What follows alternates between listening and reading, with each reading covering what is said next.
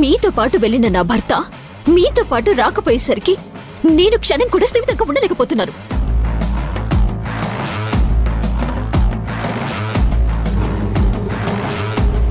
ఇప్పటి వరకు కూడా నా భర్త ఇంటికి రాలేదు. అసలు ఎక్కడికి వెళ్ళాడు, ఏమైపోయాడు? అదేంటమ్మా లేఖ్య, ఇంతకు ముందే కదా వాడు వచ్చేస్తాళ్లే, మనం ఎదురు చూద్దాంలే అని అనుకున్నాం కదా. అసలు ఎదురు చూడాల్సినటువంటి కర్మ నాకేంటి మావయ్య? ఎలాగైతే నా భర్తను తీసుకువెళ్లారో తిరిగి మళ్ళీ అలాగే తీసుకుని రావాలి కదా.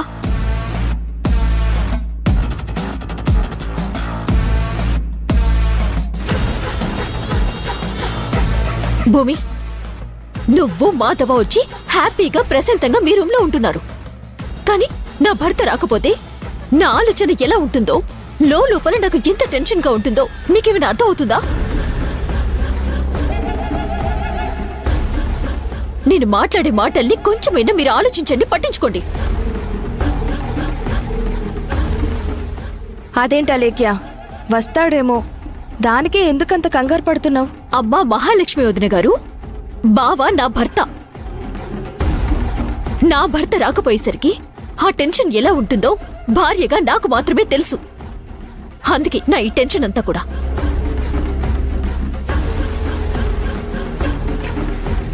మీరు మీ రూమ్లలో హ్యాపీగా, సంతోషంగా, ప్రశాంతంగా నిద్రపోతూ ఉంటారు. కానీ నా పరిస్థితి అలా కాదే. ఏ భూమి, నా భర్త నాకు కనిపించడం లేదని అప్పటినుంచి చెప్తూనే ఉన్నాను. మీ అందరికీ ఒకటి చెప్తున్నాను, ఇంకో 24 గంటల్లో ఆయన ఇంటికి రావాలి. మీరందరూ ఏం చేస్తారో, ఎలా వెతుకుతారో నాకు తెలీదు. కానీ 24 గంటల్లో ఆయన కనుక రాకపోతే... ఎందుకమ్మా లేఖ్య అనవసరంగా గొడవ పడతావు?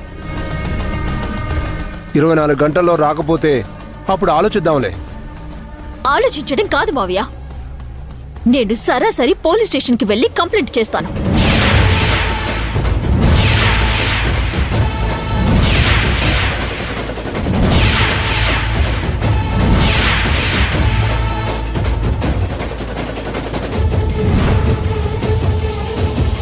అలేఖ్య, నువ్వు పోలీస్ స్టేషన్కి వెళ్తే పోయే పరువు ఎవరిదో తెలుసా? మనది.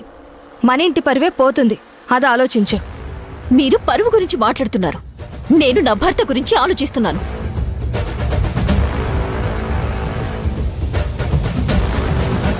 పరువు పోతుందని మీరనుకుంటున్నారు, పోయిన నా భర్త దొరుకుతాడేమో అని నేను ఆలోచిస్తున్నాను.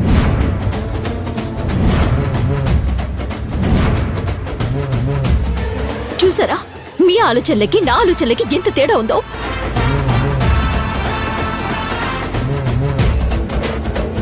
వినండి, నేనంటూ పోలీస్ స్టేషన్కి వెళ్తే బావ కూడా నన్ను ఎలా హింసించాడో, నడి రోడ్డుపై నన్ను ఎలా వదిలేసి వెళ్ళిపోయాడో, ఈ అన్ని విషయాలు చెప్పాల్సి ఉంటుంది.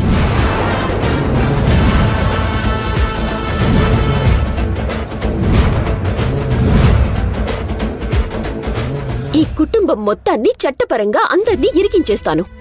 అవసరమైతే నా ప్రాణాలు తీసుకోవడానికి కూడా వెనకాడ్ను.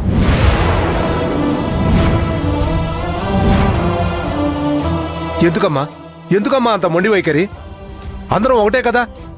మన కుటుంబంలో ఒకరు ఎక్కువ ఒకరు తక్కువ కాదు కదా. అలాంటప్పుడు నువ్వు ఇలా మాట్లాడడం కరెక్టేనా? మాట్లాడటం కరెక్టే మావయ్య.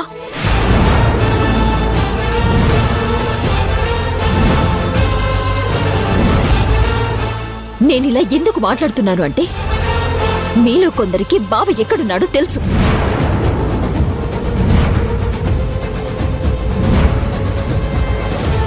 తెలిసి కూడా నాకు నిజం చెప్పకుండా దాస్తున్నారని అనుమానం నాకుంది.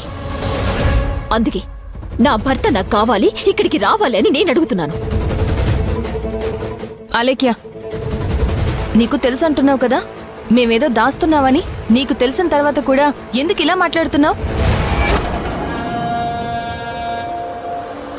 మేము బావగారు కనిపించకుండా పోయారని బాధపడుతున్నాం.